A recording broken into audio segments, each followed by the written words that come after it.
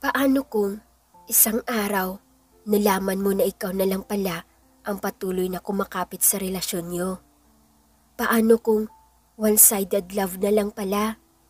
Ilalaban mo pa rin ba kahit na alam mong wala ng pag-asa? Paano kung sa pagsara mo ng pahina, may naghihintay palang panibagong pag-ibig na masigit pa sa nauna? Handa mo ba yung pagbuksan o sasayangin mo ang pagkakataon? Pero paano kung siya na ang tamang tao para sa'yo? Sasayangin mo pa ba o ipaglalaban mo? Marahang, nagpakawala ng isang malalim na buntong hininga si Kyle habang nilalaro sa mga kamay ang box na naglalaman ng singsing. Balak na sana niya mag-propose sa girlfriend niya. Almost 6 years na rin mula na magig sila. Kaya naisip niya na marahil oras na rin para mag-settle down silang dalawa. Pero dahil sa narinig niya mula sa kasintahan, nagbago ang isip niya. Hindi dahil natatakot siyang ma-reject ang proposal niya, kundi dahil ayaw niya mapilitan ang nobya na magpakasal sa kanya. Lalo na't nafe-feel out of love na ito sa kanya. For almost 6 years, nagkaroon sila ng relasyon. Bakit hindi dito sinabi ang bagay na yon? Ang masakit pa doon, hindi sa kanya mismo sinabi ng dalaga, kundi sa kaibigan nito. Aksidenteng narinig niya ang pag-uusap ng mga ito. Naiintindihan naman niya ang nobya. Minsan na rin niyang naramdaman iyon. Pero ni minsan, hindi siya umalis sa tabi nito. Kahit napakiramdam niya, wala nang patutunguhan pa ang relasyon nilang dalawa. Kumapit pa rin siya, bilang pagrespeto dito. Umasa siyang magiging maayos ang lahat, hanggang sa muli niya itong natutunang mahalin. Kaya siguro umabot ng 6 years ang relasyon nila bago niya naisipang mag-propose. Kaya lang mukhang hindi naaabot doon dahil sa nalaman niya. Mr. Yu, nakahanda na ang venue para sa proposal niyo kay Miss Jane. Wika ni Monique. Siya na lang po ang inihintay na dumating. Noon lang siya nagtaas ng muka kung saan namataan niya ang PA na nakatayo. Maganda si Monique, mayaman ang pamilya nito. Kung tutuusin, nasa dalagan na ang lahat, karangyaan, kayamanan at kagandahan. Bagay na hindi maintindihan kung bakit mas pinili nitong maging personal assistant niya. Matagal na nagtatrabaho ang dalaga bilang assistant niya, simula nung maupo siya bilang executive director. Kailangan ko ba bang ituloy ito o hindi na? Tanong niya sa PA. Sir, para sa akin lang ha, kung ano ang sa tingin niyong dapat gawin. Simpleng sagot nito. At isa pa, nakahanda na ang lahat.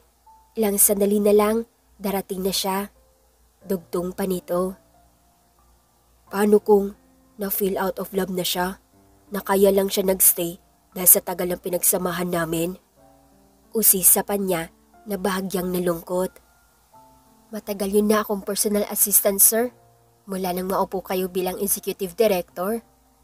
Mula nun, kilala ko na kayo. Hindi ba't minsan yun ang naramdaman yun sa kanya? Pero dahil sa taas ng respeto nyo, nanatili kayo at sinikap na mahalin siyang muli hanggang sa magtagumpay kayo. Kung ganun ang nararamdaman ngayon ni Miss Jane, hindi ba't nararapat lamang na igalang nyo yun? At patuloy na panghawakan ang pangako niyo sa isa't isa? Sagot nito. Huwag niyo siyang isuko dahil lang sa na-feel out of love na siya. Kadalasan sa mga taong nagmamahal ay nakakaramdam ng ganun, kay marami ang naghihiwalay. Dahil akala na kapag na-feel out of love na sila, wala nang chance na maayos pa nila ang nasirang relasyon. Wala nang pagkakataon na mahalin nila uli yung tao. Pero isa yung malaking kasinungalingan. Once we feel out of love dun sa isang tao, it's a good sign or maybe a bad sign na yung pagmamahal ay posibleng magbago pa o maging one great true love. Paliwanag pa niya. Maliban na lang kung may third party. Dugtong pa nito na may halong pagpapaalala. Isang marahang pagtango ang tanging nasagot ni Kyle sa dalaga na ngumiti lang sa kanya. Walang masama kung susubukan niyo ngayon, sir, habang may pinanghahawakan pa siya. Payo pa nito sa binata. And I think ito ang magandang pagkakataon para alukin siya ng kasal. Pumayag man siya o hindi, nasa kanya pa rin ang kasagutan kung ano man yun. Thank you, Miss Monique. Pero tama ka sa sinabi mo. Ito ang magandang pagkakataon para alukin siya ng kasal. Final na niyang wika. Wala naman sigurong masama kung susubukan niya, di ba? Matagal na rin naman silang magkarelasyon. Sir, ilang sandali na lang. Darating na si Miss Jane. Kailangan niyo na pong lumabas. Pagbibigay alam pa ni Monique na bahagyang ngumiti sa binata. Isang pagtango lamang ang naging sagot niya bago tumayo. Kabado man, ngunit pilit niyang pinatatag ang sarili. Ito na yon, ang araw na matagal na niyang hinihintay. Magkahalong kaba at excitement ang nararamdaman niya. Muli ay isang malalim na buntong hininga ang pinakawalan niya bago tuluyang humakbang papalapit sa nobya na noon ay nakatingin sa mga balloons at ilang design na heart. Jane, tawag niya sa kasintahan na muli namang napahugot ng hininga. Noon lang humarap ito sa kanya. Blanko ang mukha nito. Aktong luluhod sana siya nang awatin siya ng dalaga. Pwede ba tayong mag-usap? Tanong nito sa formal na tinig. Nagtataka man, bagamat marahang pagtango ang naging kasagutan niya sa nobya. Nauna na itong naglakad. Wala siyang nagawa, kundi ang sundan nito. Maraming katanungan sa isip niya. Bagamat, hindi na lang niya iyon pinansin. Miss Montalfalco, tawag ng isang staff sa dalagang palabas ng building. Takang napahinto si Monique sa paghakbang at hinarap ang staff na tumawag sa kanya. What is it? Usisa pa niya na may pagtataka sa himig. Umalis po si Mr. Yu.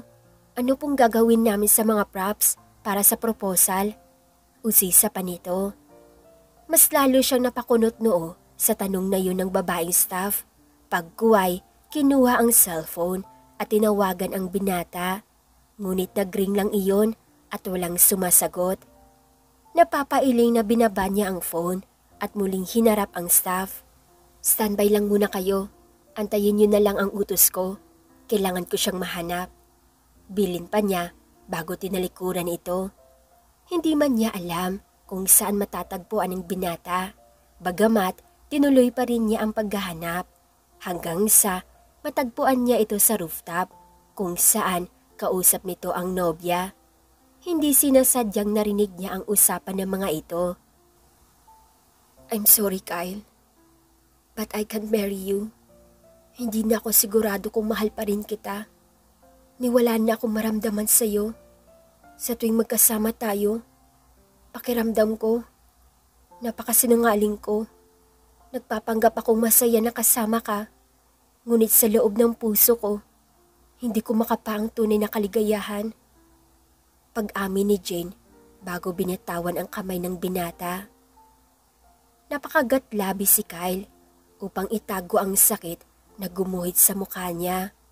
Gusto niyang magalit sa dalaga, ngunit batid niyang may kasalanan din naman siya. Nagkulang siya sa pagbibigay ng oras dito, kay marahil nagbago ang damdamin nito sa kanya. Kailan pa nagsimula ang lahat ng pagpapanggap mo? Usisa ni Kyle sa mahinahong tinig, bagamat hindi maikukubli ang sakit na nararamdaman. To be honest, it happens 5 months ago, nung araw na umalis ka para sa business trip kasama ang personal assistant mo. Kyle, ang totoo, sinubukan kong labanan ang ganong pakiramdam. Pero kahit anong gawin ko, I can't pretend na masaya sa relasyon natin. I tried, but I failed. Ang tagal kong pinag-isipan kung paano sasabihin sa'yo na itigil na natin to. Pero sa tingin ko, ito na ang tamang pagkakataon. Paglalahad ni Jane ng buong katotohanan. Isang pilit ng ngiti ang kumawala sa mga labi ni Kyle para sa dalaga. Naiintindihan kita. Kung ito ang gusto mo, Nakahanda akong igalang yon. Kung wala na talagang pag-asang ilaban pa ang relasyon na ito, mas mabuti ngang tapusin na natin. Siguro nga, hanggang 6 years na lang ang itatagal ng relasyon natin. Tugon ni Kyle. I'm sorry, Kyle. Sinubukan ko naman talaga na mahalin ka uli. Jane, you don't have to explain. Trust me, naiintindihan kita. Huwag kang mag-alala. Okay lang talaga. Masaya ako na nagpakatotoo ka sa nararamdaman mo. Kahit na alam mo masasaktan ako, at least sinabi mo sa akin. Awat niya sa sasabihin nito. You're still the best man na nakilala ko. At hindi ko makakalimutan ang mga alaala na pinagsamahan nating dalawa. At habang buhay kong dadalhin yun. Wika ni Jane na hindi napigilan ang sarili na maluha. Samantalang, kanina pa napapailing si Monique habang nakikinig sa usapan ng dalawa. Alam niya kasing puro kasinungalingan lamang ang lumalabas sa bibig ng dalawa. What a sweet lie. Ang di nakatiis na komento ni Monique, bagamat sa pabulong na tinig. Pagkuway, tinalikuran ang mga ito na wala pa ring kamalay-malay na naroon siya. Matapos niyang marinig ang usapan ang mga ito, minabuti niyang utusan ang mga staff na iligpit na ang mga iyon nang sa ganon maiwasan ang issue tungkol sa boss niya. Kinausap niya rin ang mga ito na kung maaari panatilihing lim ang lahat na nangyari ngayong araw. Mahalaga para sa kanya na mailayo sa issue si Kyle, lalo na't marami naghahangad sa posisyon nito, mga malalapit mismo na kamag-anak ng binata. Kaya naman, ginagawa niya ang lahat para protektahan ito dahil yun naman talaga ang tungkulin ng personal assistant, hindi lamang natulungan ang binata sa kailangan nito. Nagpakawala siya ng isang malalim na buntong hininga bago tumungo sa parking lot, hindi para maghintay kay Kyle kundi para hintayin si Jane at kausapin ito ng masinsinan. Alam niya ang rason kung bakit hindi pumayag ang dalaga na pakasal kay Kyle. Wala ito maitatago sa kanya. Almost half hour din siya naghintay bago tuluyang nagpakita sa kanya si Jane. Mukhang nagulat pa nga ito nang makita siya, lalo't at may kausap ito sa phone. I call you later. Paalam pa nito sa kausap bago binaba ang cellphone. Samantalang nakatingin lang si Monique sa dalaga habang nakaupo sa wood ng sasakyan nito. Anong karapatan mo na maupo sa wood ng sasakyan ko? Galit na usisa pa ng dalaga. Bakit? Natatakot ka bang magasgasan ko ang sasakyan mo?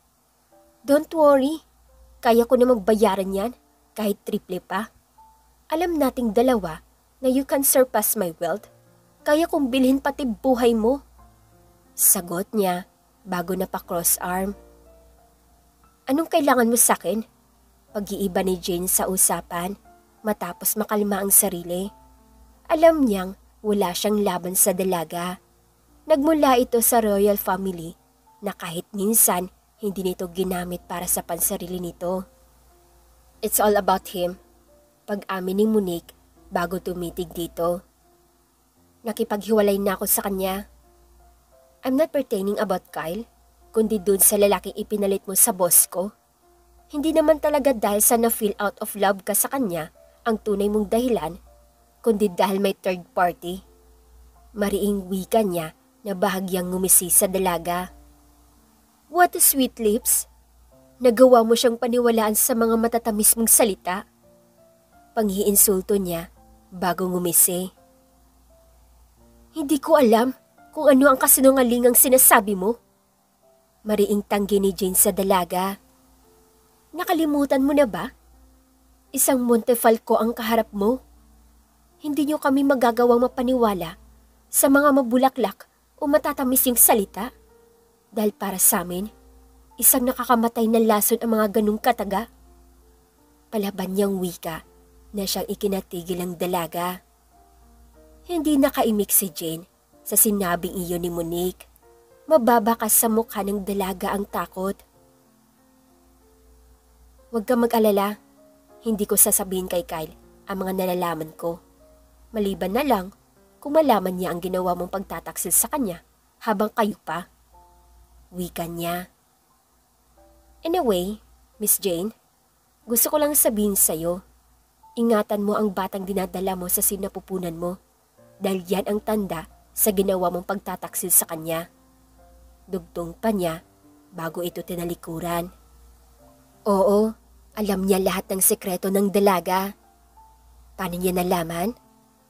Isang araw, habang nasa MF Hotel siya para sana dalawin ang pinsan niyang siya nagmamahala ng isa sa mga pagmamayari ng pamilya nila na makita niya ang dalaga kasama ang bagong kinahuhumalingan nito. Dahil sa aksidenteng pagkikitang iyon, nalaman ni Jane kung sino ba talaga siya. Hindi naman talaga niya itinatago ang tunay na pagkatao. Nagkataon lang na ayaw niya magkaroon ng special treatment sa kumpanyang pinapasukan niya. Kaya may sarili silang kumpanya na kung tutuusin, mas mayaman at sikat pa worldwide ang kumpanya nila. Pero mas gusto niya ang simpleng buhay. Gusto niyang paghirapan ang lahat nang sa ganon maipagmamalaki din siya balang araw kung ano man ang marating niya. Paano mo nalaman ang tungkol sa... Kung inakala mong kaya mong paikutin lahat ng tao sa paligid mo, nagkakamali ka. Hindi ako kabilang sa kanila. Tugon pa niya. Mas lalong hindi ako kabilang sa lipunang kinabibilangan mo. Dugtong niya. Mula nang makita niya si Jane, kasama ang bagong kalaguyo nito, palihim din siyang kumuha ng tauhan upang bantayan ang dalaga. Lahat ng kilos nito, inalam niya. Lumipas ang 2 buwan. Matapos ang nangyari, minabuti ni Kyle na abalahin ang sarili sa trabaho nang sa ganon maiwasan niyang malungkot at maalala ang dating kasintahan. Kahit na tinanggap niya ng buong buo ang pakikipaghiwalay nito, hindi pa rin niya maiwasan na malungkot. Sobrang minahal niya si Jane kaya nahihirapan talaga siya nakalimutan ito. Mr. Yu, nasa conference meeting na po ang board member. Gusto niyo po bang i-cancel ko ang meeting? Tanong ni Monique sa binatang nakaupo at tila wala sa sarili. It's okay. Narito na rin lang naman sila. Ihanda mo na lang ang mga kailangan natin, Miss Montefalco. Utos pa niya sa dalaga na bahagyang tumango. Minsan pa siyang napakunot noo nang mapansin na may pagbabago sa ayos ng dalaga o sadyang hindi niya lang talaga napansin. Bagay sa iyo ang bagong hairstyle mo. Puri pa niya sa dalagang nagulat sa sinabi niya. Pero magsuot ka ng jacket. Ayaw kong nakalabas ang balikat mo. Maraming lalaki sa opisina. Ayaw kong maging agaw pansin ka. Bilin pa niya sa dalaga. Hindi na hinintay pa ni Kyle na makapagsalita si Monique. Agad na niya itong tinalikuran. Samantalang napapailing bagamat napapangiti si Monique sa sinabing iyon ng binata. Binati mo siya? Usisa ni Lucas na siyang kaibigan ni Kyle na ng mga sandaling iyon ay nasa labas ng pinto. Anong mali ron? Napansin ko lang na may pagbabago sa kanya. Tugon pa niya sa kaibigan bago ito inayang magtungo sa conference meeting. She's a woman. Ano naman ngayon? Almost 5 years ko na rin siya naging PA. Kaya normal lang na mapansin ko na may pagbabago sa kanya. O kaya batiin siya, di ba? Sagot pa niya sa inosenteng tinig. Hays, kalimutan mo na lang ang sinabi ko. Anyway, nakita ko ang post ni Jane sa IG niya. Sabi niya chapter close. Anong nangyari? Usisa pa nito na may pagtataka. Saglit na tigilan si Kyle sa sinabing iyon ng kaibigan. Mula nang maghiwalay sila ni Jane, hindi na siya nakibalita pa sa buhay nito. Gusto mo lang naman makibalita eh. Dahilan ka pa. Hingus niya sa kaibigan na napakamot sa batok. Tinapos na namin ang relasyon naming dalawa. Pag-amin niya. Hays, sabi na nga ba, maghihiwalay kayo. Alam mo bang nakita ko siya na may kasamang ibang guy sa MF Hotel? Actually, Nakita ko rin dun si Miss Monique, nakausap ang manager ng hotel na yun. Kwento pa nito. Napataas kilay siya sa sinabing iyon ng binata. Pagkuway, nagkibit balikat na lamang. Kung ano man ang ginagawa roon ni Monique, personal na buhay na nito iyon at wala siyang karapatan na panghimasukan iyon. Ang tungkol naman sa dating kasintahan niya, sigurado siyang may dahilan ito kung bakit naroon ito sa MF Hotel. Matagal nang hinahangad ng kumpanya na pinapasukan ng dating kasintahan na makasosyo sa negosyo ang mga Montefalco. Ngunit sadyang maiilap ang mga ito. Kaya lang, bakit may pag-aalinlangan sa puso niya? Bakit pakiramdam niya may hindi tama? May hindi pa ba siya nalalaman sa dating kasintahan? Pinagtaksilan ba siya nito? O baka naman tama ang PA niya na marahil may third party sa relasyon nilang dalawa? May ideya kaya si Monique na posibleng pinagtataksilan siya ng dating kasintahan mula pa lang noon? Maraming katanungan sa isip niya. Marami siyang gustong itanong kay Monique, ngunit ipinagpaliban na lang niya. May bagay na higit siyang pagtuunan ngayon. Kailangan niya mag-focus para sa presentation sa bagong project na gusto niyang ipromote. Matapos ang presentation para sa new project, naging successful naman, lalo na't malinaw ang advocacy nila. Agad nilapitan si Monique ni Kyle at inutusang magtungo sa opisina nito. May mahalaga daw itong katanungan sa kanya, bagay na ipinagtataka ng dalaga. Ano naman kaya ang katanungan nito sa kanya? Bagamat nagtataka, wala siyang nagawa, kundi ang sundin ang nais nito. Agad nga siya nagtungo sa opisina ng binata na noon ay nadatnan niyang nakaupo sa ibabaw ng desk habang naka-cross arm. Mukhang inaantay talaga nito ang pagdating niya. May kailangan kayo sa akin, sir? Usisan niya na hindi maitago ang pagtataka. Yes, tipid pang sagot nito. Anong ginagawa mo sa MF Hotel? Prangka niyang tanong. Personal reason, tugon pa ng dalaga. What kind of reason nung araw na naroon ka? Anong ginagawa mo at sino ang katagpo mo? I'm sure nakita mo rin dun si Jane. Wika niya, bagamat pilit na pinakalma ang sarili, ngunit hindi maitatago sa tinig niya ang pagkalungkot. Gusto mong malaman ang totoo? Paniniyak pa niya. Isang marahang pagtango ang naging tugon ni Kyle sa dalaga. Tama ka, I was there at kausap ko ang manager ng hotel na yon at aaminin kong nakita ko dun si Miss Jane. Sagot pa nito sa seryosong tinig. Anong ginagawa niya sa lugar na yon at sinong katagpo niya? Sa tingin ko, hindi ako ang dapat mong tanungin tungkol sa bagay na yan. Sagot niya at bahagyang pinakatitigan ang binata. May mga bagay na mas makakabuti kung sa kanya mismo alamin o tanungin man. Tigil ang inis na pabuntong hininga na lamang ang binata sa naging sagot ni Monique. Hindi siya makapaniwala sa naging tugon nito. Miss Montefalco, gusto mo ba talaga ang iniinis ako? Pigil ang sariling inis na tanong niya sa dalaga na napataas kilay lang sa kanya. Mr. Yu, alam nating pareho na ayaw ko ng gulo at kung ano man ang nangyari sa inyo ni Miss Jane, labas na ako dun. Personal nyo na ng buhay yun at wala nang kinalaman sa trabaho pa. Kaya wag ako ang tanungin mo. Tugon pa niya na muling ngumisi sa binata, nangunot ang noo. Hanggang ngayon, wala ka pa rin ipinagbago. Dugtong niya. What do you mean? Takang usisa ni Kyle na nagugulumihan. Nothing, tipid niyang sagot. Kung wala ka nang sasabihin pa boss, kailangan ko nang umalis. Tutal, tapos na rin naman ang duty hour ko. Hindi ka pa pwedeng umalis. May kailangan tayong puntahan. Awat niya sa dalaga at hinawakan ang kamay nito bago pa ito makaalis. Pero tapos na ang... Personal assistant kita, di ba? Hindi ka pwedeng umalis hanggat nandito pa ako sa trabaho. And that's my order. Final niyang wika. Let me go, utos pa ni Monique sa binata na nakahawak pa rin sa kamay niya na tila ba wala ng balak na bitawan pa iyon. Sorry ka na lang, Miss Montefalco, pero wala akong balak na bitawan ka.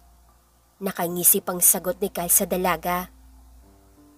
Okay, ikaw ang bahala. Kung balak mo talagang hawakan ang kamay ko ng panghabang buhay, wala na akong magagawa pa.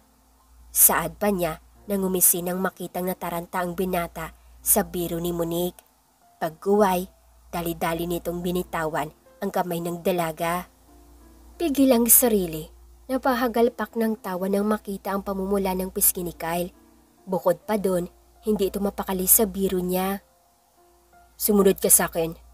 Bantulot niyang wika bago may pagmamadaling tinalikuran si Monique na napangiti dahil sa pagkataranta niya.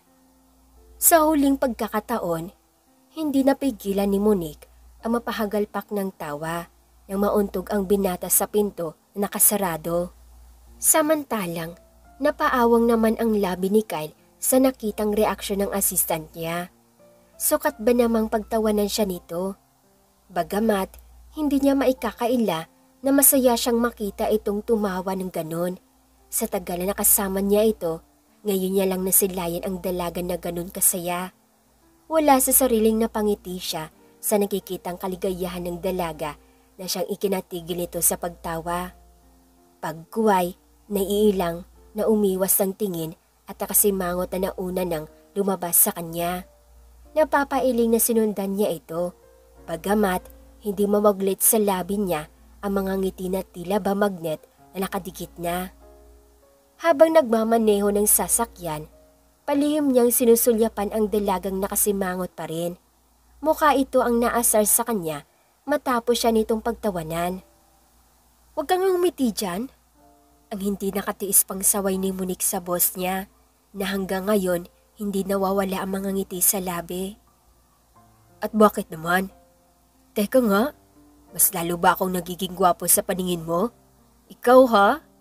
Tudyo niya sa dalaga, napaawang ang labi, ngunit hindi maikakaila ang inis na nararamdaman nito sa kanya. Mas gwapo ba ako dun sa lalaking kausap mo kanina? O kaya naman kay Mr. Clyde Wang? Natatandaan ko pa ang ginawa mong pakikipag-flirt sa kanya noong anniversary ng kumpanya.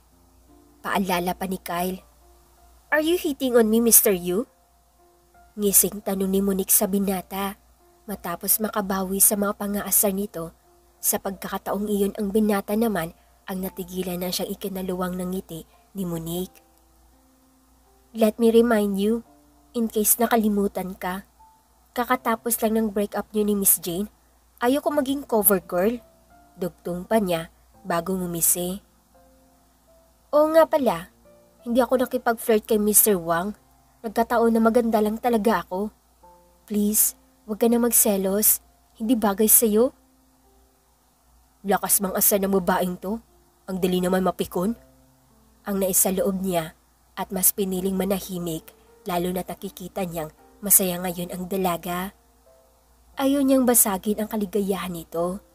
Tahimik na nagmamaneho na lang siya patungo sa apartment ng dating kasintahan.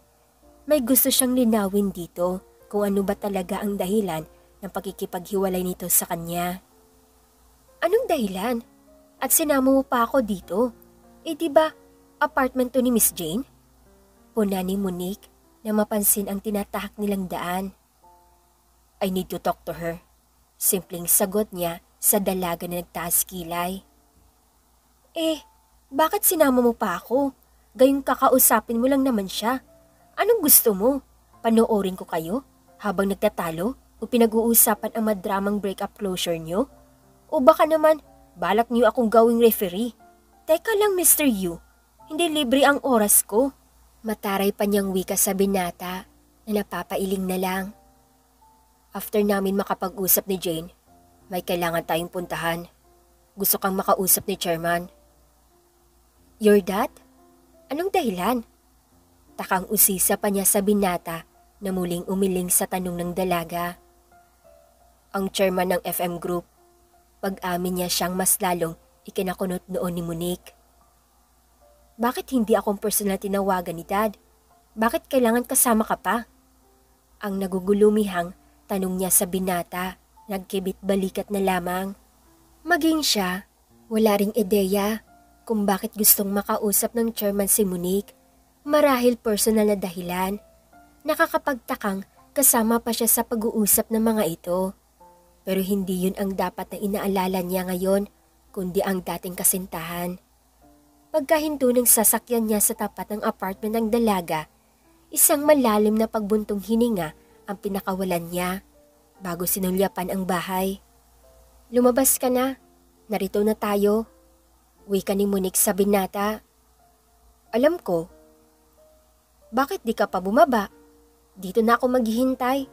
Nang sa ganon, makapag-usap kayo ng maayos. Utos pa ni Monique kay Kyle. Walang imik na lumabas ng kotse ang binata. Ilang sandali lang ang lumipas. Pinabuksan niya ng pinto ang dalagang halatang nagulat. What? Taka niyang tanong at natigil sa pag-type sa keyboard ng cellphone na hawak niya.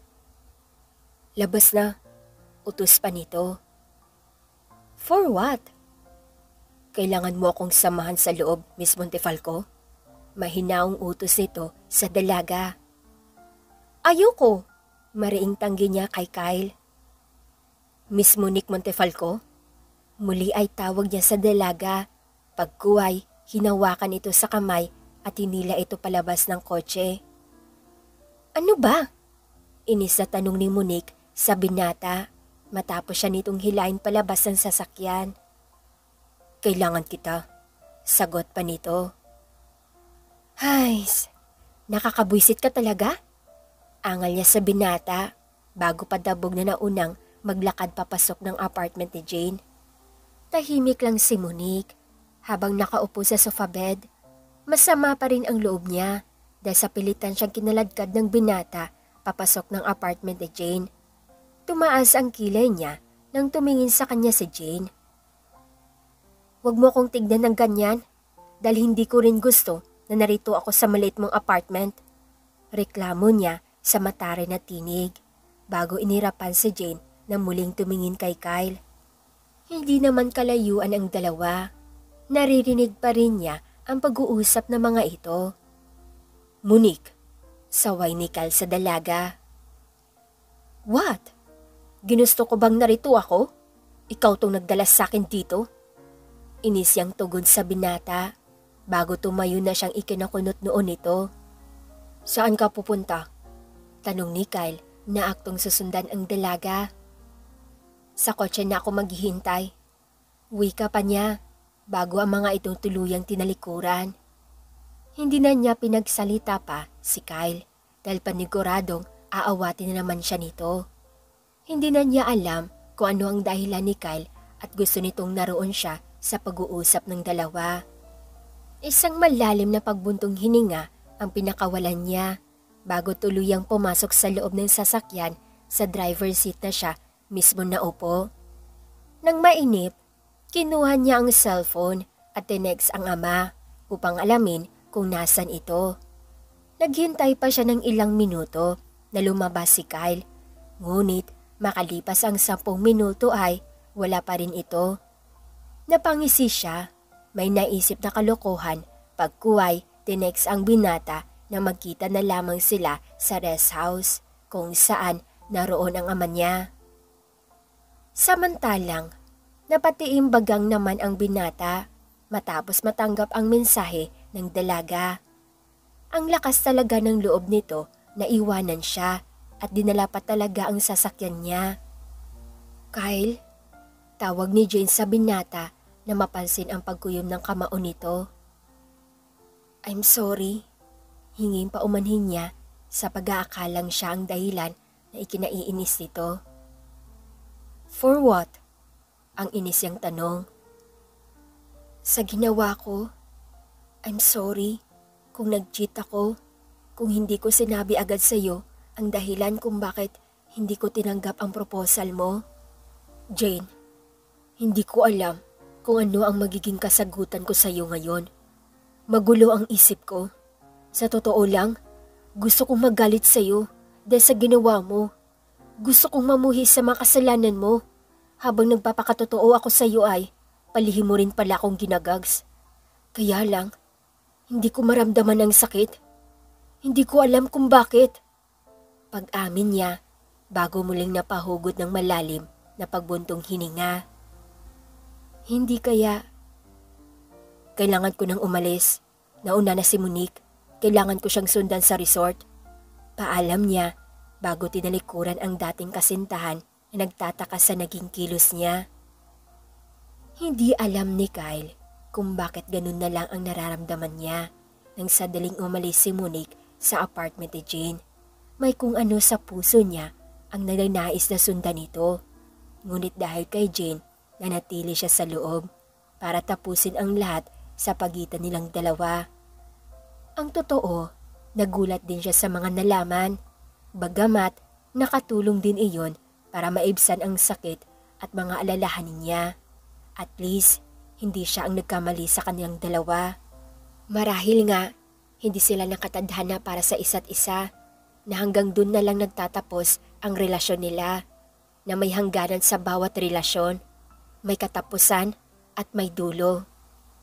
Matapos ang ilang oras na pagmamaneho, narating na rin ni Monique ang rest house kung saan naroon ang ama niya. Inabutan pa niya itong umiinom ng kape habang nakaupo sa rock chair. "Dad," bati niya sa ama.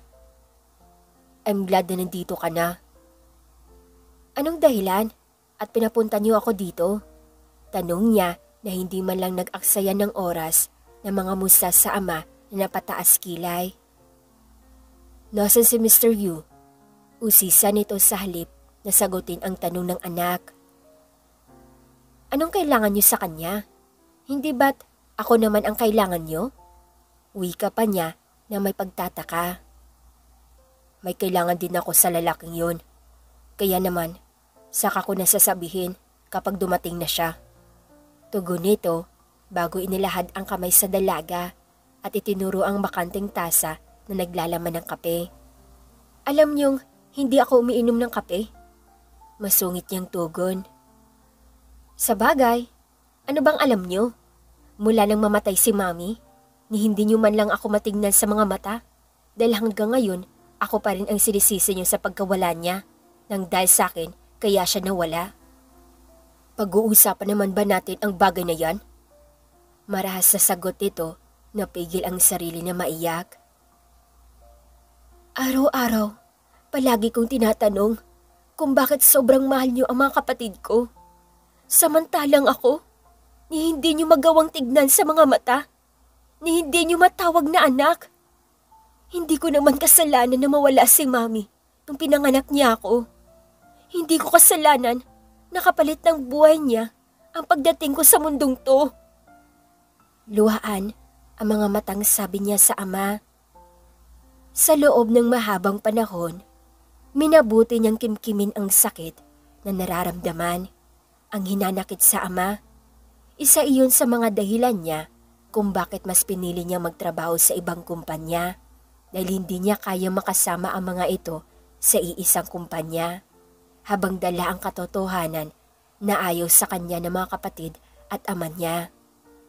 Si Monique ang sinisisi ng mga ito sa pagpanaw ng ina. "Tumigil ka na!" Saway pa nito sa dalagang luhaan ang mga mata. Napatingin si Monique sa tasa naglalaman ng kape. Pagkuway, dinampot iyon. Hindi na yun ganun kainit. Marahil kanina pa iyon nakahanda. "Akala ko ba ayaw mo niyan? Pero bakit dinampot mo pa?" Wika nito sa tahasang tinig. "Gusto kong tandaan niyo ang dahilan kung bakit ayaw ko ng kape. Kahit ang bagay na man lang, maalala niyo." Sagot niya at tinungga ang laman nun. Matapos inumin ang laman ng tasa, tumingin siya sa ama. Sakto naman pagkalapag niya ng tasa, dumating si Kyle. Mukhang nagulat ito sa datatnan. Nakapako ang tingin nito sa tasang hawak ni Monique habang nakaawang ang malabi na tumitig sa dalaga na may pagtataka. "Monique!" Tawag ni Kyle at patakbong nilapitan ang dalaga. Pagkuway, hinawakan ito sa balikat. Bakit ginawa mo yun? Kape ba ang ininom mo? Ang medyo mataas na boses ng tanong ni Kyle habang nalalaki ang mga mata na nakatitig sa dalaga. Anong problema? Tanong ng chairman sa binata. Anong problema? Hindi niyo ba alam na allergy si Monique sa kape? Ang pagsigaw niyang sagot at tuluyang hinarap ang chairman na napaawang ang labi. Pagguway, tumingin sa anak na tila hirap sa paghinga. Nakatingin lang si Monique kay Kyle na nagagalit habang nagsasalita, habang unti-unting nanlalabo ang paningin niya. Hindi dahil sa luha, kundi dahil iyon ang unang sintomas ng allergy niya kapag umiinom ng kape. Naramdaman niya na mas lalong bumilis ang tibok ng puso niya hanggang sa unti-unti siyang kinakapos ng paghinga. Nanlalambot na rin ang tuhod niya. Maraan siyang pumikit at tinayaan na lamang na bumagsak ang katawan sa semento. Ngunit bago pa tuluyang sumayad ang katawan niya sa semento, may mga bisig na sumalo doon. Monique!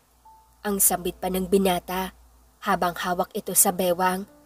Yun ang huling katagang narinig niya bago tuluyang nawala ng malay. Samantalang, hindi na mabilang ni Kyle kung ilang beses na siyang napabuntong hininga habang pinagmamasdan ang dalagang mahimbing natutulog sa kama. Ganito palagi ang nangyayari kay Monique. Sa tuwing nakakainom ito ng kape, nawawalan ito ng malay. Buti nga, hindi na ganun kalala ang allergy ng dalaga. Kung dati, kailangan pa itong lagyan ng oxygen. Hindi biro ang allergy nito, lalo na posibleng ikamamatay iyon ni Monique. Sir, bakit ginawa niyo yun? Bakit hinayaan yung inumin ni Monique ang kape? Asar niyang tanong sa chairman na pumasok ito sa silid. Hindi ko alam na may allergy. Wala ba talaga kayong alam sa anak niyo? Hindi niyo alam kung ano ang nangyayari sa kanya? For pity's sake, buhay ni Monique ang nakatayad dito. Hindi ko maintindihan kung bakit wala kayong alam. Pero isa lang ang malinaw sa akin ngayon. Wala kayong pakialam sa nararamdaman ni Monique. Frustrated yang wika. Hindi na ako magtataka kung bakit malayo ang loob niya sa inyo. Dugtong pa niya. May gusto ka ba sa anak ko, Mr. Yu? Ang usisa pa nito na siyang ikinatigil ng binata. Makinig ka sa akin. May ibang lalaki akong gusto para sa kanya. Ang dahilan kung bakit gusto kitang makausap ay para hilingin sa'yo na ibalik mo na ang anak ko. Takang napatitig siya sa ama ng dalaga. Pagkuway, muling tumingin kay Monique, pabalik sa ama nito. Gusto niyong isauli ko sa inyo si Monique? Kung hindi niyo kayang pangalagaan ang anak niyo, yung lalaking napili niyo pa kaya para sa kanya? Mawalang galang na sir. Alam ko kung gaano kayo kayaman at kaimpluwensyang tao. Pero ibang usapan na to, lalo na kung si Monique yun. Hindi ko hayaang masira ang buhay niya sa kagustuhan niyong mangyari. Ako nang bahala sa kanya at hindi ko hinihingi ang permission niyo. Pasensya na. Hinging paumanhin niya bago tinalikuran ito at lumapit sa dalaga. Masuyo niyang hinawakan ang kamay nito. Pagkuway, pinisil iyon. We need to leave. Bulong niya sa dalaga kahit alam niyang hindi siya maririnig nito. Maingat na binuhat niya si Monique habang tahimik lang na nakatingin ang ama ng dalaga. Kapag inilabas mo dito si Monique, tinitiyak kong wala na siyang babalikan sa pamilyang to, Mr. Yu. Marahas na wika pa nito. At pahihirapan ko ang kumpanya niyo. Siguro naman, alam mo kung gaano ka-impluwensya ang pamilya ko. Banta pa nito. Gawin niyo kung anong gusto niyo, sir. Pero hindi ko isusuko sa inyo si Monique. Tugon niya bago ito tinalikuran. Wala na siyang pakialam pa sa pagbabanta nito. Higit na mahalaga kay Kyle si Monique kaya hindi niya hayaang makulong ito sa kalungkutan. Ginagawa niya iyon para protektahan ang dalaga gaya ng ginagawa nito sa kanya ng mga panahong kailangan niya ng kakampi. Nagising si Monique na nasa loob na siya ng sarili niyang kwarto. Kung ganon, nakauwi na siya at sino naman ang nagdala sa kanya pabalik. Maingat na bumangon siya sa higaan. Hindi niya namalayang Nag-uumaga na pala. Napapailing na nagpakawala siya ng isang malalim na pagbuntong hininga. Buong buhay niya, hindi man lang nagawang mahalin ang dalaga ng sarili niyang pamilya dahil siya ang sinisisi ng mga ito sa pagkawala ng ina nila. Nagulat pa siya nang tumunog ang cellphone niya na noon ay nakapatong sa estante. Takang tinignan niya ang caller ID, ang pangalan na tumatawag. Mas napakunot noo pa siya nang makita kung sino ang caller niya. It was Jane. Hindi niya alam kung anong kailangan nito at napatawag sa kanya ng ganun kaaga. Nagtataka man, bagamat sinagot pa rin niya. She was about to ask her in a sarcastic tone, pero agad din siyang natigil nang marinig ang paghikbi nito na tila ba takot na takot. Monique, I need your help. Please, puntahan mo ko dito sa apartment. Umiiyak na pakiusap ng dalaga. Nagtataka man kung anong dahilan, minabuti ni Monique na magtungo sa lugar ng dalaga. Hindi na siya nag-abala pang magbihis pa. Halos paliparinan niya ang sasakyan, makarating lang sa apartment ni Jane. Alam niyang may problema ito. Hindi naman siya ganun kasama para baliwalain ito o hindi tulungan. Pagdating niya sa apartment ni Jane, nagtaka pa siya kung bakit nakaawang ang pinto ng apartment nito at mula sa loob may naririnig siyang sigawan na may kasamang paghikbi mula sa dalaga. Kaya naman, napatakbo na siya papasok sa loob. Hindi niya nakita ang mga ito sa sala. Kaya naman, tinungunan niya ang kusina kung saan nagbumula ang ingay. Nakabukas ang ilaw, kaya agad niyang nakita si Jane nakasiksik sa pinto ng kabinet habang duguan ang labi. Magulo ang buhok nito. Hindi rin nakaligtas sa paningin niya ang lalaking nasa harapan nito. Nakatagilid sa kanya ang lalaki, kaya hindi kita ang mukha nito, bagamat familiar sa kanya ang tinding nito. Napakuyom siya ng kamao nang makita ang mukha ni Jane. Pagkuway, hindi na siya nagdalawang isip pa. Mabilis na kumilos siya at binigyan ng isang malakas na suntok ang lalaki na halatang nagulat sa bigla ng pagsulpot. Ramdam niyang hindi ganun kalakas ang suntok niya nang tumama iyon sa lalaki, lalo na't hindi pa bumabalik ang lakas niya dahil sa allergy ng dalaga. Ngumisi ang lalaki nang makita si Monique na matutumba. Uy, ang prinsesa ng mga Montefalco. Magandang pagkakataon to para pagkakitaan ka. Ngisi pa nito. Miss Monique? Tawag ni Jane sa dalagang tila hinihingal. Ano? Tila pagod na pagod ka na? Ganyan na ba kahina ang pinakamatapang na anak ng chairman ng FM Group? Pangiinsulto pa nito sa dalaga. I would let you hurt her. Marahas na wika ni Monique bago pilit na umayo sa pagkakatayo kung bakit naman kasi nanghihina pa siya. Ni hindi mo nga kayang tumayo ng maayos, kaya paano mo?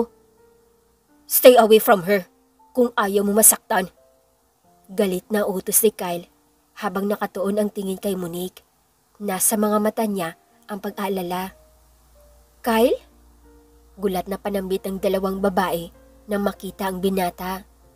Nagtataka man kung naroon si Kyle, bagamat lihim pa rin niya ipinasasalamat ang pagdating nito, lalo na't hindi pa talaga niya kaya ang sariling katawan.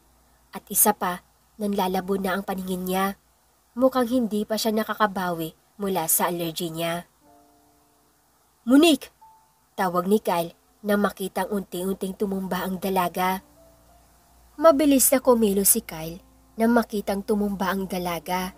Alam niyang hindi pa ito lubos na kakarecover mula sa allergy nito. Minsan, 2 o 3 araw inaabot ito bago tuluyang gumaling. Pero bago pa siya tuluyang makalapit kay Monique, agad siyang hinarang ng lalaki na nakangisi pa. Kaya muli niyang sinulyapan ang dalaga na noon ay walang malay na kahandusay sa semento. Kanina nang makita niyang umalis si Monique sa bahay nito, mabilis na sinundan niya ito. Buti na lang, nagkataong nasa kusina siya noon para uminom ng tubig na mapansin niyang nagmamadali itong umalis. Kaya wala siyang nagawa kundi ang sundan ito. Mukhang nag-aalala ka sa prinsesa ng mga Montefalco. Hindi kaya nagkakagusto ka na sa kanya? Wika pa nito bago ngumisi. Sa bagay, matapos kang pagtaksila ni Jane.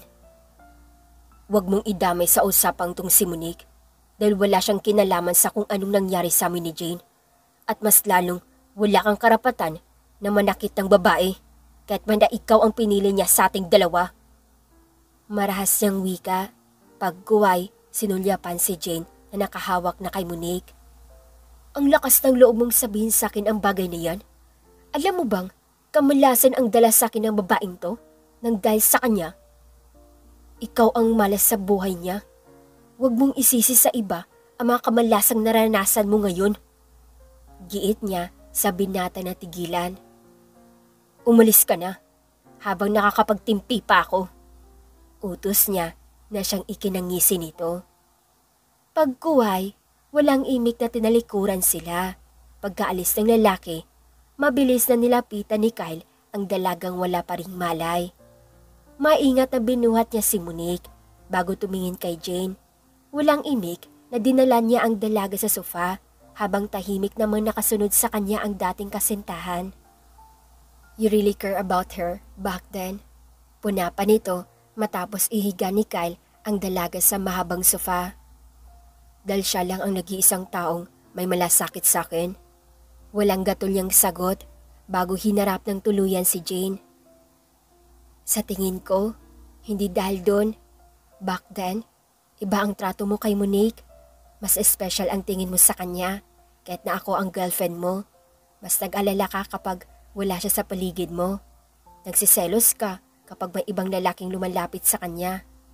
Alam mo, kapag naiilang siya o kaya naman kapag hindi siya comfortable sa paligid niya, mas kilala mo pa siya kaysa sa akin.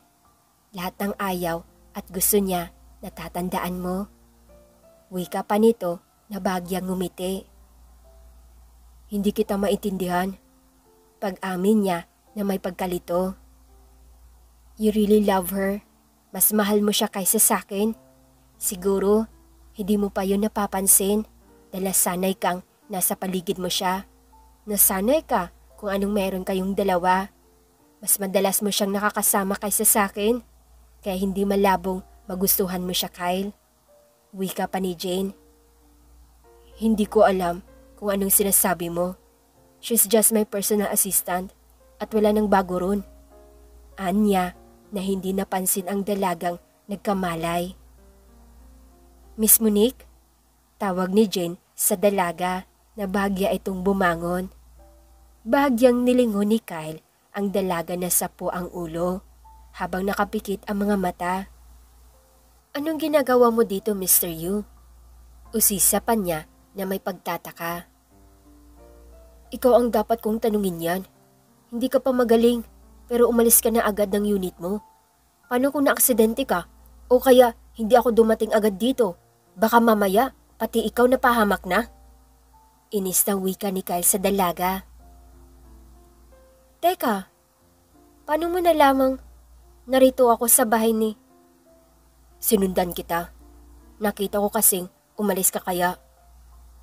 Huwag mong sabihin na bago ako umalis, nasa pamamahay kita? Usisa niya na bahagya nitong tinanguhan. At anong karapatan mo na magstay doon? Teka nga, sa halip na magpasalamat ka sa ginawa ko, bakit tila galit ka pa?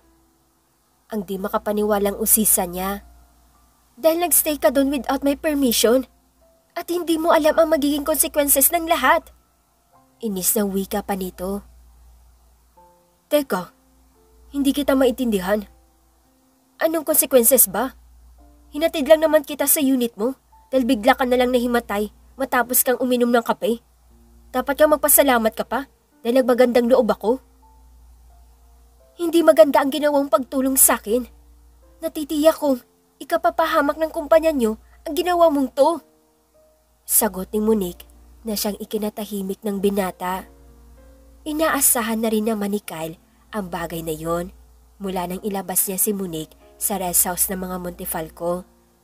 Samantalang tahimik lang si Jane na nakatingin sa dalawang nagbabatuhan ng salita. Hindi niya tuloy maiiwasang mapangiti sa tinura ng dalawa. Hindi na lang kasi aminin ng mga ito na kapwa sila concern para sa isa't isa. "Huwag kang umiti dyan. We need to clean your wood." Mataray na wika ni Monique sa dalaga na tigilan.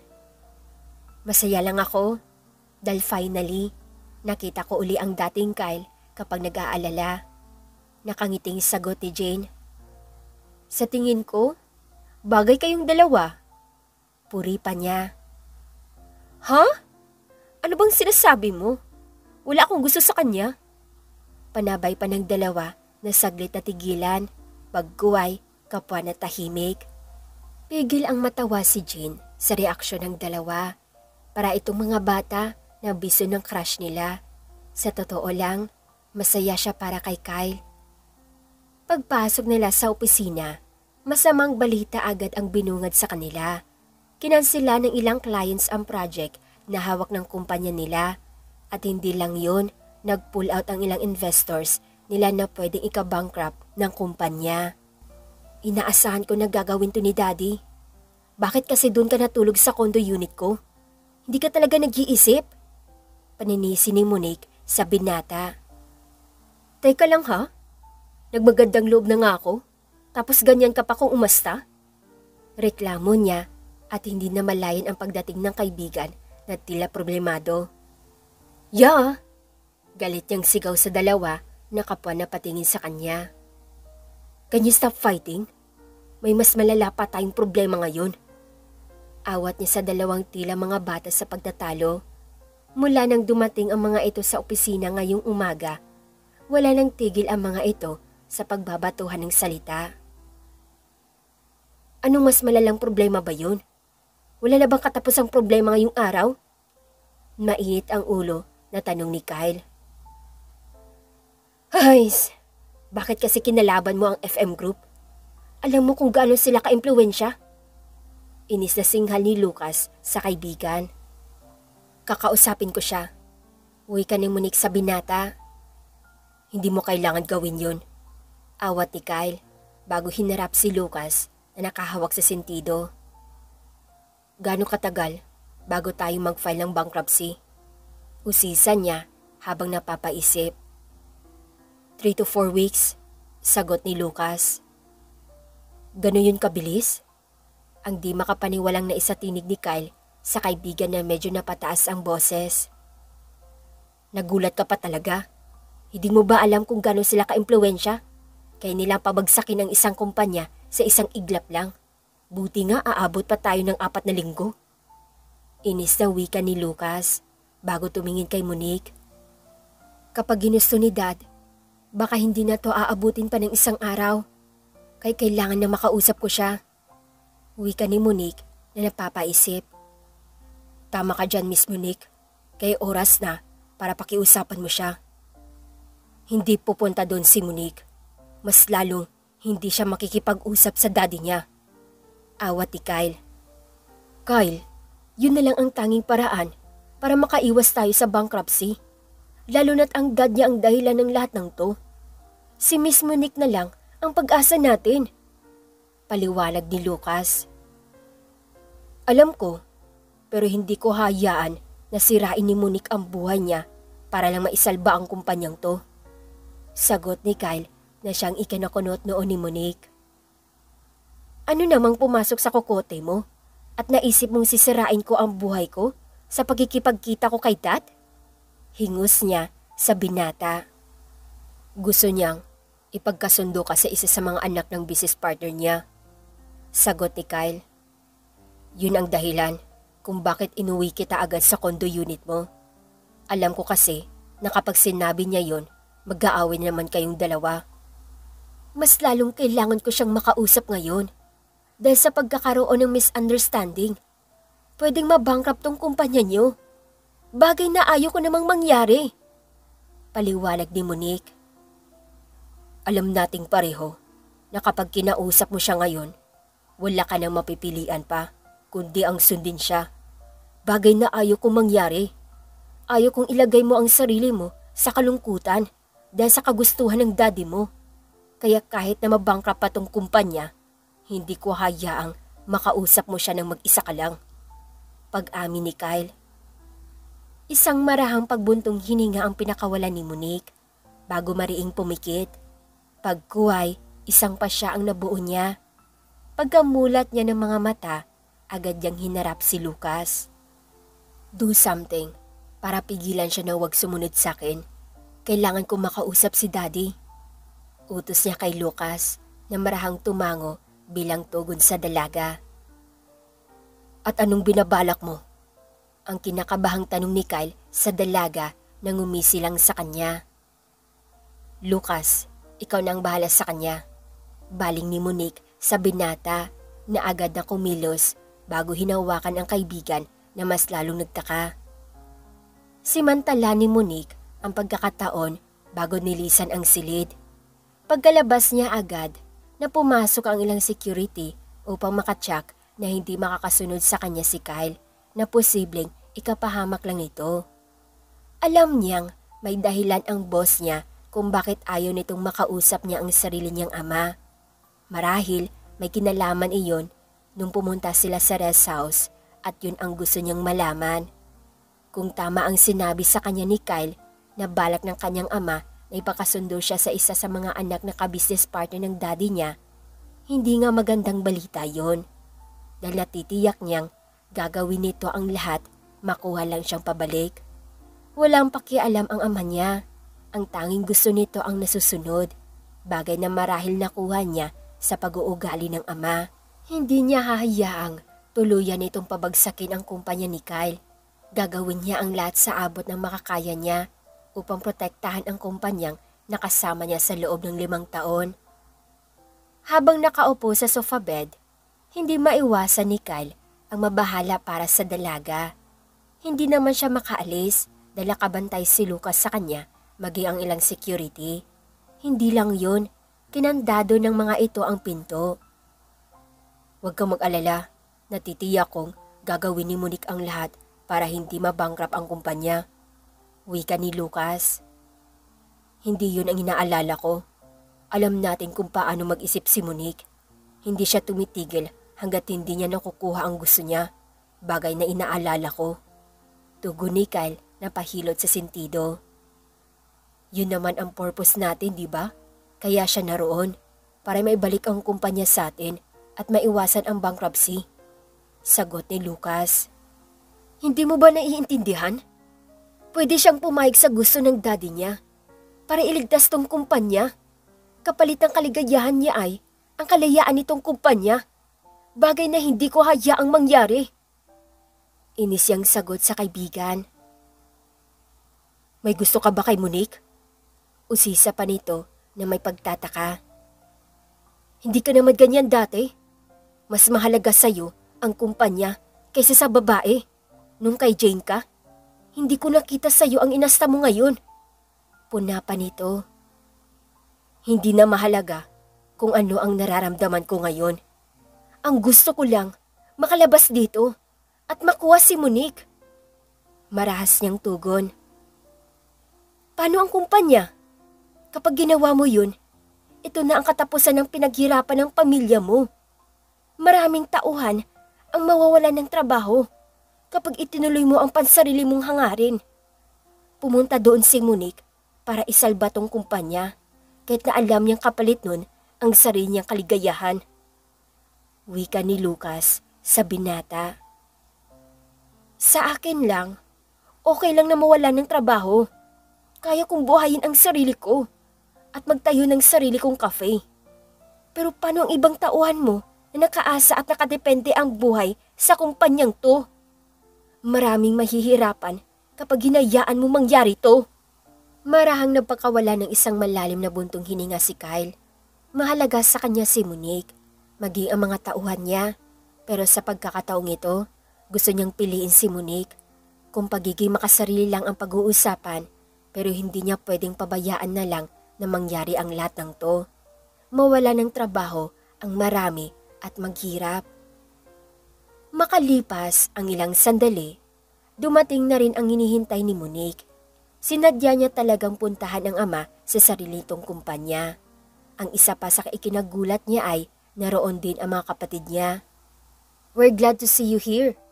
Panabay na bati ng dalawang kuya niya. I'm not here to visit you guys. May kailangan ako kay Dad, kaya ako narito para pag-usapan ang bagay na yon. Pag-amin niya na siyang ikinakunot noon ng dalawang lalaki, samantalang napataas kilay ang ama niya. What is it all about? Kunot noong tanong ng panganay nila. Why don't you ask him? Baling niya sa ama nang pakawala lang isa ng malalim na buntong hininga. Dad, panabay ng dalawang lalaki na may pagtataka. Lumabas na muna kayong dalawa at may pag-uusapan pa kami ni Monique. Isa itong mahalagang bagay. Utos nito. Pero Dad, get out. Marahas na utos nito sa binata. Agad namang hinawakan ng panganay nila ang nakakabatang kapatid bago hinila ito palabas. Pagkalabas ng mga kapatid niya ay, sakalang hinarap ni Monique ang ama na nakatingin sa kanya. Pagkuway, lumapit ito sa desk. Bakit narito ka? Sinabi ko na sa magaling na lalaking yon. Oras na inilabas kanya sa rest house. Kakalimutan kong kabilang ka sa pamilyang to. Wika nito bago nilaro ang pen na nasa lamesa. Hindi ko alam kung anong pinag-usapan niyo ni Kyle. Pero ngayon, malino na sa akin. Gusto niyong ipakasal ako sa lalaking hindi ko naman gusto. Ang dahilan kung bakit binalik niya ako sa kondo ko ay para ilayo sa inyo at sa kagustuhan niyong mangyari. Pinapahirapan niyo siya ngayon dahil hindi niyo matanggap na may isang taong handang protektahan ako kahit na maging kapalit pa nun ang pagbagsak ng kumpanya nila. Monique Amber Montefalco? Marahas na tawag nito sa anak na pati imbagang. Ngayong alam ko na ang lahat, gagawin ko ang makakaya ko para protektahan siya. Hindi ko hayaang magtagumpay kayo sa nais niyo. Mariing tugon ni Monique sa ama. Hindi yun ang dahilan kung bakit pinahihirapan ko siya ngayon. Kundi may kailangan akong makita sa kanya para masabi kong karapat-dapat ba siya sa nag-iisang anak kong babae. Wika nito bago nagpakawala ng isang buntong hininga. Anong ibig yung sabihin? Litong tanong niya sa ama. Mula pagkabata, wala kang ibang hinangad o ninais baging bagay man yon o kung ano pa man. Nung nakita kita na sobrang nag-alala sa kanya at kung gaano ka kasaya kapag kasama mo siya. Noon ko lang naramdaman ang manibugo sa kanya. Bagamat masaya ako na nagawa niya ang mga bagay na hindi ko nagawa sa iyo nung maliit ka pa. Na nagawa kanyang patawanin sa mga panahong malungkot ka. Na nagagawa kanyang pangitiin sa mga oras na hindi ka makatawa. Hayag nito na bahagyang ngumiti. Dati, ang di makapaniwalang sambit niya kasabay ng paglandas ng luha sa mga mata ng dalaga. Hindi ako galit sa'yo o ang mga kuya mo dahil sa pagkawala ng mami mo. Ni minsan, hindi kita sinisi sa pagkawala niya. Naging duwag ako. Hindi ko alam kung paano kahaharapin ng mga sandaling iyon. Hindi ko alam kung paano sasabihin sa'yo na mahal ka ng mami mo.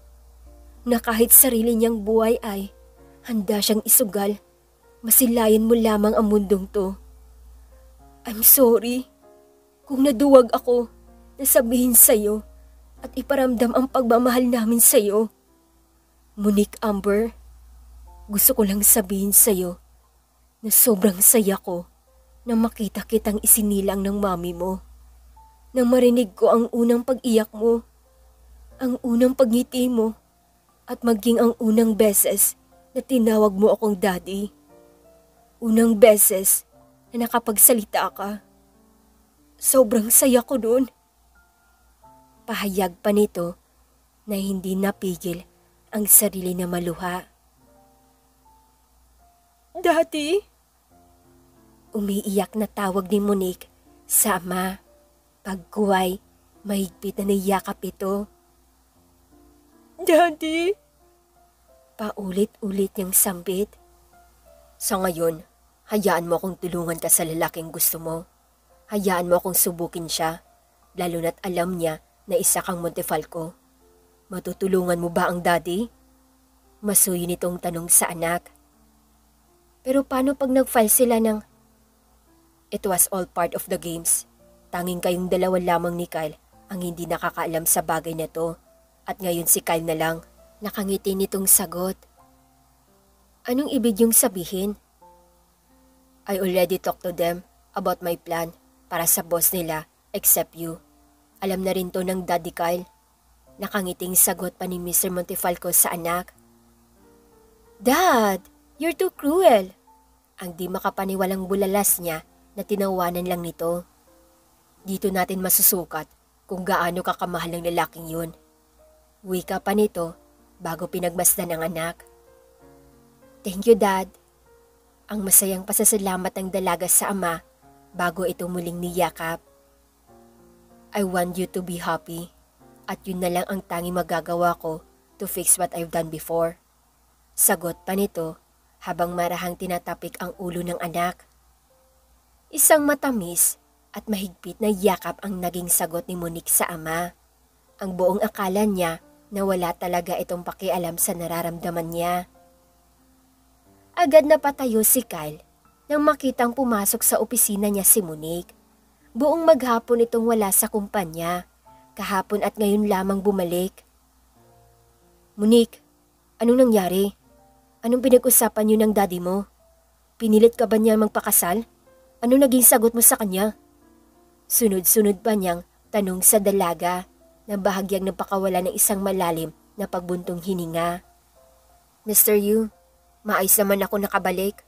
Ang mahalaga ngayon na dapat nating pagtuunan ng pansin ay ang problema ng kumpanya. Nakangising sagot ni Monique sa binata. Pero anong pinag-usapan niyo? Gusto niyang magpakasal ako sa anak ng ka-business partner niya. Sabi ko, pag-iisipan ko pa. Pagsisinungaling niya. Anong sagot yun? Dapat sinabi mo na hindi ka papayag kahit anong mangyari na hindi ka magpapakasal. Wika pa niya na tila di makapaniwala. Mr. Yu, nagbabago ang damdamin ng tao. Maaring ngayon ayaw ko magpakasal pero hindi ko masasabi ang future. Kaya nga sinabi ko na pag-iisipan ko pa. Anyway, anak siya ni Mr. Wang. Balita ko, gwapo siya at magaling kumawak ng... Gwapo lang? Papakasalan mo na? Hingos si Kyle bago tinalikuran ang dalaga na napangiti sa inasal niya. Masama ang loob nang tumungo siya sa opisina ng kaibigan na abala sa hawak ng mga files. Mukhang nagulat pa nga ito sa biglang pagpasok niya. Anong problema mo? Takang usisa ni Lucas sa kaibigan. Nandito na si Monique. Alam mo bang sinabi niyang pag-iisipan pa niyang kung magpapakasal siya o hindi? Parang batang sumbong niya sa kaibigan. Magpapakasal siya? Kanino? Sino namang papakasalan niya? Teka, inalok mo na siya ng kasal? Wala pa nga kayo, tapos kasal agad ang nasa isip mo? Nag-iisip ka ba? Inis na wika nito na siyang ikinatigil ni Kyle. Kung ako si Monique, hindi ko tatanggapin ang kagaya mo. Teka, bakit naman hindi? Gwapo naman ako mayaman at higit sa lahat mayabang. Hingos ni Lucas. Walang babaeng magtsatsaga sa kagaya mo. Sa tingin mo, makakapaghintay si Monique? Hindi na kayong mga bata? At sigurado ako na gusto na rin niya mag-settle down. Kung hindi mo gagawin yon at mag-confess sa kanya, baka habang buhay mong pagsisihan yan. Hays, bakit ba napakatorpe mo? Kung hindi pa nun unang initiate si Miss Jane, baka hindi mo siya naging girlfriend. Hingos ito. Teka, niligawan ko kaya si Jane noon kaya naging kami.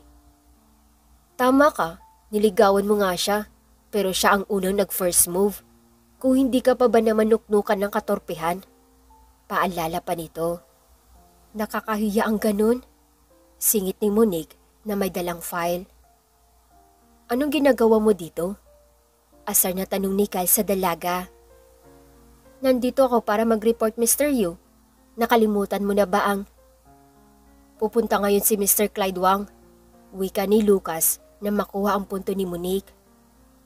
Balita ko, interesado sila mag-invest sa kumpanya natin. kapag nangyaring posibleng maihaon pa ang kumpanya sa bankruptcy. At sino may sabing papayag ako na magipag-negotiate sa kanila? Hindi natin tatanggapin ang mga wang sa kumpanyang to kaya kailangan natin ng investor. Kaya wala ka nang magagawa pa. Sila na ang nagmamagandang loob para tulungan tayo. Kaya pumayag ka na. Wika ni Lucas na kininditan si Monique. Balita ko, magaling siyang humawak ng negosyo at gwapo din siya. Napaka-gentleman niyang tao. Minsan ko na siyang nakita nung nasa anniversary ng kumpanya. At hindi ko nagustuhan ang nakita ko nun. Nakikipag-flirt ka nun sa kanya. Tapos sasabihin mong napatid ka lang. Sinong sisihin ko yung suot mong sandals? Hingos si Kyle. Teka, nagsiselos ka ba? Sa bagay, gwapo si Mr. Wang at bagay silang dalawa ni Miss Monique. Pag nagkataon, gwapo at magaganda ang magiging mga anak. Tumigil ka na nga. Sino may sabing pwede siya magpakasal sa lalaking yun? Sa tingin mo, papayag ako? Inis yang sigaw sa kaibigan. Lihim naman na pangiti si Monique sa inasalang binata. Mula pa lang noon, napaka-possessive at seloso na ni Kyle sa kung sino mang lalaking matangkang lumapit sa kanya. Tahimik lang nakaupo si Monique sa couch ng opisina ni Kyle. Hindi kasi siya nito pinayagang lumabas, lalo na't nasa kumpanya nila si Clyde. Kaya naman, minabuti na lang niya ang makipag-chat sa ama. Pinag-uusapan lang naman nila ang tungkol sa negosyo at ang plano nito sa kumpanya ni Kyle. Kaya, hindi niya napigilang ang mapangiti sa naging tugon ng ama. Sa sobrang pagkabisi niya sa hawak ng cellphone, hindi man lang niya namalayan ang paglapit sa kanya ni Kyle na noon ay nakatunghay sa harapan niya. What do you think you're doing? Tanong pa ni Kyle bago kinuha ang phone ng dalaga na halatang nagulat. Kyle? Ang di makapaniwalang sambit, lalo na't isang dangkal na lamang ang layo ng mukha nila sa isa't isa.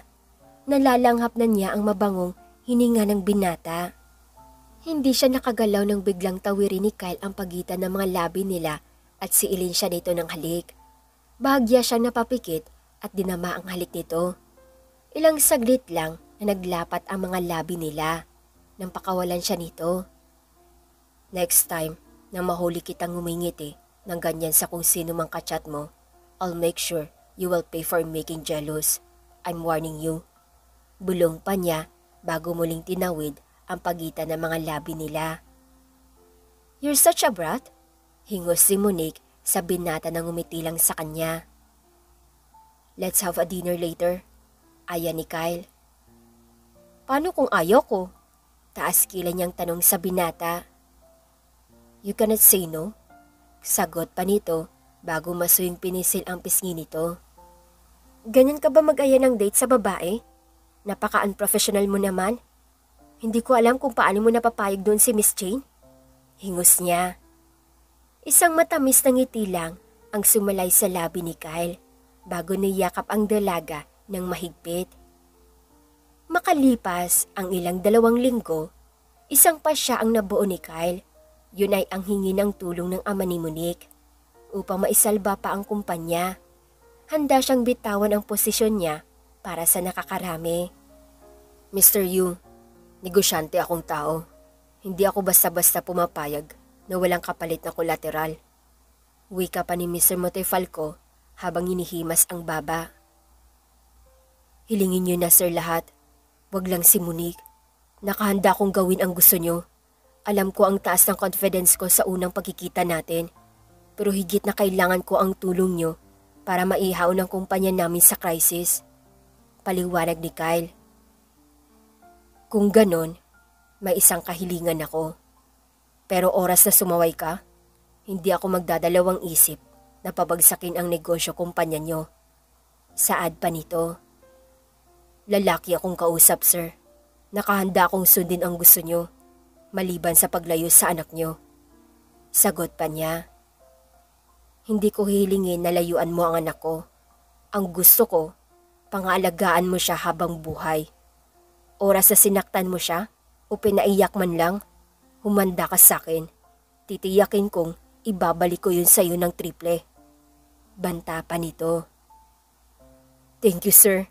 Makakaasa kayo na aalagaan ko si Monique sa abot na makakaya ko. Hindi ko to gagawin dahil sa utos nyo, kundi dahil mahal ko ang anak nyo. Mahabang litanya ni Kyle na nakangiti. Isang marahang pagtango naman ang naging tugon ni Mr. Montefalco sa binata. Matapos makipag-usap kay Mr. Montefalco, minabuti niyang tumungo sa condo unit ni Monique. Bago siya magtuloy sa unit ito, dumaan muna siya sa flower shop. Masayang mukha ni Monique ang bumungad sa kanya pagbukas ito ng pinto. Mukhang inaasahan na nito ang pagdating niya. Flowers for you. Masayang bungad niya sabay abot ng bulaklak sa dalaga na agad naman tinanggap. Bakit nandito ka, Mr. Yu? Taas kilay pang tanong niya sa binata matapos siyang halikan sa pisngi. Galing ako sa dad mo. Alam mo bang, kinausap ko siya? Ang buong akala ko, mahihirapan akong kumbinsihin siya na tulungan ang kumpanya at pumayag sa relasyon natin. Pero hindi pala. Masayang pagkwento niya. Alam ko. Oo nga pala. Wika niya matapos ilapag sa center table ang bulaklak. May hindi ka pa nalalaman. Pag-amin niya. And what is it? Kunot noong tanong niya na may pagtataka. It's all part of the games. Honestly, nalaman ko to 2 weeks ago. Hindi naman talaga pinakialaman ni Dad ang kumpanya. Gusto lang niya subukin. Everyone knows maliban sa'yo. Masayang pag-amin niya na siyang ikinaawang ng labi ni Kyle na tila di makapaniwala sa narinig mula sa dalaga. Alam mong, parte lang to ng laro ng daddy mo, pero hindi mo sinabi sa akin o binigyan man lang ako ng ideya? Ang di makapaniwalang sambit niya. Why would I? Ang saya mo kayang panoorin habang stress na stress. Nakangiting sagot ng dalaga sa binatang napapikit. What a mischievous princess. Hingus niya sa dalaga. Pagkuway, masuyong niyakap ito mula sa likuran. Si Dad ang nakaisip nun. Sinakyan lang namin. Tugon niya, pagkuway, humarap sa binata. Hindi ko kasalanan kung hindi mo yun napansin agad. Alam mo bang, halos wala kaming ginagawa sa opisina kapag abala ka sa pag-aayos ng problemang hindi naman totoo. Nakangisip ang kwento niya. Hindi ko alam na napaka-childish yung lahat sa opisina. Hingus niya, bagamat masuyong dinampian ng halik sa labi ang dalaga. I love you, my mischievous billionaire. Bulong pa niya sa dalaga. I love you too, my Damba CEO. Pilyang tugon niya sa binata na siyang ikinangiwi ni Kyle. Natawanan lamang si Monique sa inasalang binata. Kaya madalas silang mag-asaran, ramdam pa rin niya ang pagmamahal ni Kyle. Pagmamahal na alam niyang walang kapantay. Kyle was about to kiss Monique again nang may tumikim mula sa likuran ng dalaga. Takang napatingin si Kyle kung saan namataan niya ang dating kasintahan na nakatayo mula sa likuran ni Monique at pigil ang sarili na matawa. She's staying with me for the meantime, paliwanag ni Monique. Teka, di ba may sarili siyang apartment? Bakit kailangan? Nakalimutan mo na ba na hindi naging mabuti ang huli nilang pagkikita? And lately, sa kanya lang nalaman na nilustay ng lalaking yun ang pera na ipon ni Jane. Paliwanag ni Monique sa binata. And for now, mas makakabuti kung dumito muna siya habang nakaprocess ang kaso na sinampa niya sa lalaking yun. At kailan pa siya nagstay dito? Usisa niya na may pagtataka. Ilang araw na rin kasi siyang hindi nakakadalaw sa kondo ng dalaga. 2 days ago, sagot ni Jane sa tanong ni Kyle. Bakit hindi ako tinawagan mo? Mas mabilis kumilos ang mga Montefalco dahil sa mga tauhan niyo. Kaya naman, kay Monique na ako humingi ng tulong. Nakangiting sagot ito kay Kyle. And besides, hindi naman ako magtatagal dito. Maybe tomorrow, lilipat na ako sa Montefalco's building, lalo na't may sponsor ako. Proud pa niyang wika. Sabay sulyap kay Monique ng ngiti-ngiti. Masaya ako para sa'yo, Ang tanging nasabi na lamang ni Kyle sa dalaga na ngumiti lang sa kanya. Mas masaya ako na natagpuan mo na ang tunay na pagmamahal kay Monique. At sana alagaan mo siya, bigyan mo ng sapat na oras kaysa sa trabaho. She's one of a kind, kaya wag mo siyang paiiyakin at sasaktan. Nakangiting bili ni Jane sa binata na marahang tumango. Pagkaalis ni Jane, masayang niyakap ni Kyle ang dalaga na noon ay nakatingin lang sa kanya, bagamat nakangiti. Thank you, nakangiting baling ni Kyle sa dalagang napakunot noo. Dahil tinulungan ko ang ex mo, pabiro niyang wika, bagamat nakangiti pa rin. Ginawa ko lang ang dapat. She needs help. Kaya nagpapasalamat ako sa ginawa mo. Sa kabila ng kabalditahan mo, may puso ka namang handang tumulong sa mga nangailangan. Kaya sobrang thankful ako na ikaw ang binigay sa akin ng may kapal. Biyaya sa akin ang makilala ka at makasama sa lahat ng mga pinagdaanan ko sa buhay. Madamdaming wika ni Kyle. Then you should keep it. Nakangiting wika ni Monique sa binata na masaya siyang tinanguhan bilang tugon. Ang pag-ibig ay hindi isang karera na pwede kang makipag-unahan. You should wait for the right time. Tamang pagkakataon na kusang ibigay siya sa iyo ng tadhana. Pagkakataon kung saan kapwa kayo malaya sa isa't isa. Pagkakataon na kung saan alam niyo pareho na walang may masasaktan. Hanggang dito na lang nagtatapos ang kanilang kwentong pag-ibig ni Monique and Kyle. Maraming salamat mga katwini sa pagsubaybay sa kanilang kwento. Sana'y marami kayong natutunan sa kanilang dalawa. Muli, maraming salamat mga katwini sa pagtangkilik ng mga videos ko.